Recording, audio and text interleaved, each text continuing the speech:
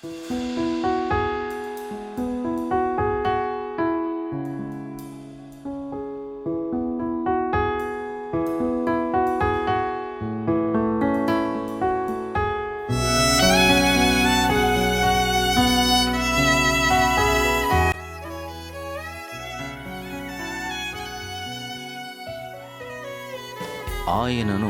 తన ఇంట చేర్చుకొనెను. ఈ మాట లూకా సువార్త 10వ అధ్యాయము 38వ వచన భాగంలోని చివరి మాటను నేను చదివాను. ఎవరు చేర్చుకున్నారు? ఎవరిని చేర్చుకున్నారు అంటే యేసయ్యను మార్తా అనే స్త్రీ చేర్చుకుంది. మార్తా మరియల కథ మనందరికీ తెలుసు. అదొక చిన్న గ్రామం. ఆ గ్రామంలో ఈ చిన్న కుటుంబం ఉంటుంది. మార్తా మరియ ఇద్దరు అక్కా చెల్లెళ్ళు. యేసయ్య ఆ ఇంటికి వచ్చాడు. యేసయ్యను ఆ ఇంట చేర్చుకున్నారు. ఇక్కడ ఒక మాటను గమనించండి. మార్త ఆయనను తన ఇంట చేర్చుకొనెను. అవును, ఇంతకు ఎవరి అవసరత ఇక్కడ?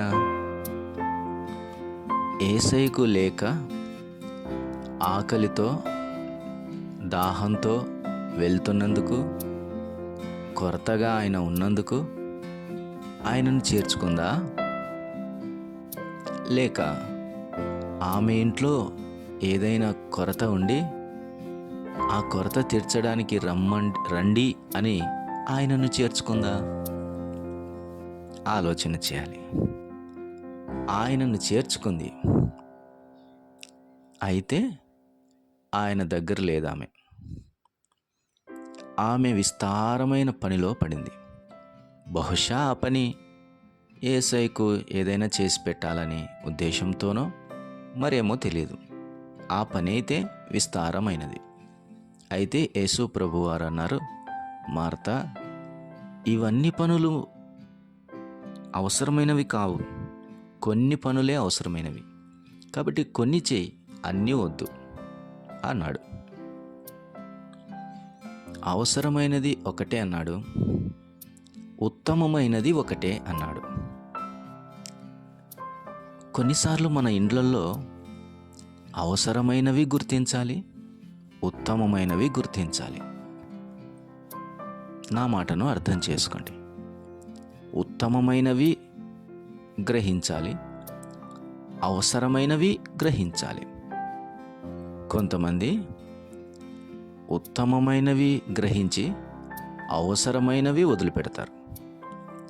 కొంతమంది అవసరమైనవి మాత్రమే చూసి అనవసరమైనవి కూడా మీదేసుకొని ఉత్తమమైన దాన్ని వదిలిపెడతారు. ఈ క్రమంలో మార్త ఉత్తమమైన దానిని వదిలిపెట్టి అవసరమైనవి అనవసరమైనవి కూడా మీదేసుకుంది. నేను ఉత్తమమైన దాని గురించి చెప్పటానికి ఈ ఉదయకాల సమయంలో టైం తీసుకోవట్లేదు, కానీ అవసరమైనవి కొన్ని ఉన్నాయి. మార్త చేసిన అన్ని పనులు అనవసరమైనవి కావు, కొన్ని అవసరమైనవే. అందుకే యేసు ప్రభువారు అన్నారు, కొన్ని అవసరమైనవి ఉన్నాయి అని. ఈరోజు ఈ మాటలు వింటుండగా నీ కుటుంబంలో ఉత్తమమైనటువంటి దేవుని వాక్యమును, ప్రార్థనను, ప్రభును గూర్చినటువంటి కీర్తనలను నువ్వు చేస్తున్నావు, కానీ అవసరమైనవి కూడా కొన్ని గ్రహిస్తున్నావా ఇంట్లో? ఏమిటి అవి అవసరమైనవి?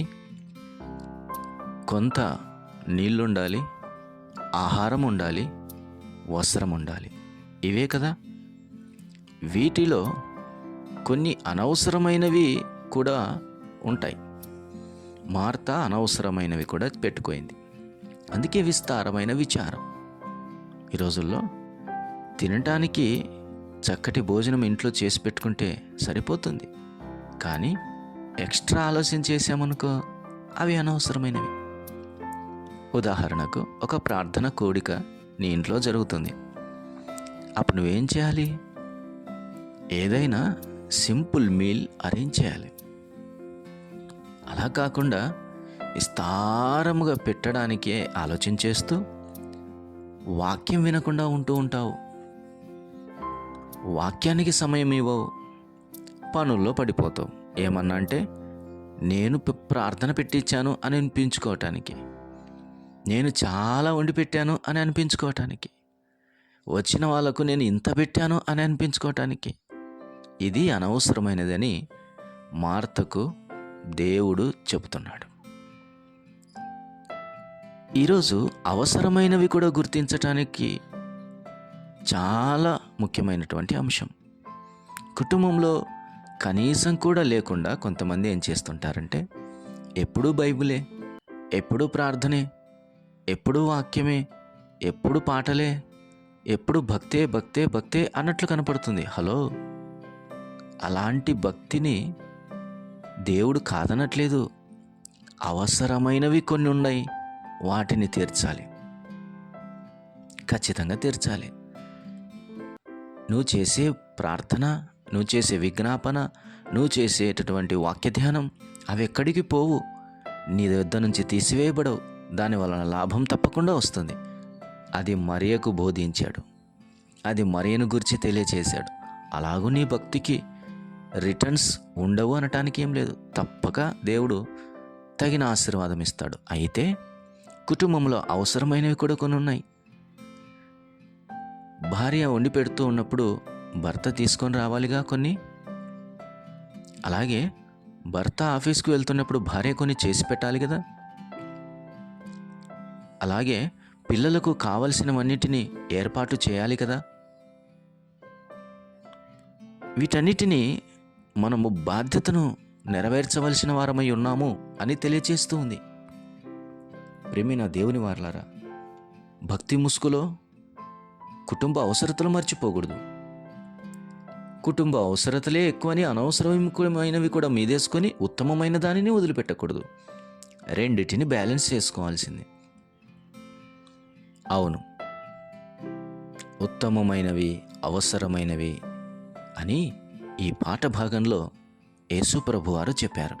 నీ జీవిత యాత్రలో ఈ రెండు ఉన్నాయా? ఉత్తమమైనవి ఉండాలి, అవసరమైనవి కూడా ఉండాలి. అవసరమైనవి లోకం మనల్ని తీర్పు తీర్చకుండా వాటిని ఏర్పాటు చేసుకోవాలి. అవసరమైనవి మనము తీర్చకపోతే మన సాక్ష్యం కోల్పోతాం, కుటుంబంలో కోల్పోతాం, సమాజంలో కోల్పోతాం.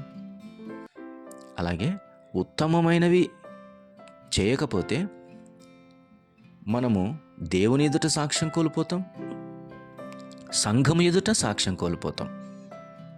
కాబట్టి రెండిటిని బ్యాలెన్స్ చేసుకుంటూ వెళ్దాం. ఎందుకనగా మనము ఆత్మ కలిగిన వారమును, మనము శరీరమును కలిగిన వారము గనుక రెండు పనులు చేయవలసి ఉన్నది.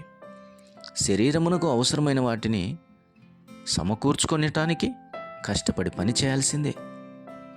ఆత్మ సంబంధమైనవి అవసరత తీర్చుకోవటానికి కష్టపడి భక్తిని కూడా మనం చేయాల్సిందే. కాబట్టి భక్తిని గురించి, భుక్తిని గురించి ఆలోచన చేయటం బ్యాలెన్స్డ్గా ఉండాలి. కనుక ప్రభునందు ప్రియులారా, ముఖ్యంగా మనం క్రీస్తు యేసునందున్న వారమైన మనము లోకములో వెలుగుకరంగా, కుటుంబములో దీపస్తంభం మీద ఉంచబడిన దీపము వలె గొప్ప సాక్ష్యము కలిగి, సంఘములో దీపవృక్షం మీద ఉంచబడిన దీపము వలె మనము సాక్ష్యం కలిగి జీవించవలసిన వారమై ఉన్నాం. బాధ్యత గల పౌరులుగా భూమి మీద దేవుడు మనల్ని ఉంచాడు. మనల్ని బట్టి అనేకులను ప్రభు యొద్దకు ఆకర్షించాలనంటే ఈ విధమైన బాధ్యతాయుతమైన జీవితం మనం తప్పక జీవించాలని ప్రభు పేరట మనవి చేస్తూ ఉన్నాను. ఇలాంటి విషయంలో కొరతగా ఉన్నట్లయితే ఇప్పుడే ప్రభు పాదాల దగ్గర అడిగి పనిలోకి వెళ్ళి అనవసరమైనవి వదిలి అవసరమైన వాటిని ఖచ్చితంగా చేసి ప్రభు ఎదుటను, లోకం ఎదుటను మంచి సాక్ష్యం పొందుము. అప్పుడు దేవుని దయను, మనుషుల దయను నీకు తోడై ఉంటుంది. అట్టి కృపా దేవుడు మనందరికీ దయచేయును గాక. ప్రియ తండ్రి, స్తోత్రం. విన్న మాటలను దీవించండి. విన్నవారి హృదయాల్లో కార్యం చేయమని యేసుక్రీస్తు వారి పరిశుద్ధ నామమున ప్రార్థన చేయుచున్నాము తండ్రి. ఆమేన్.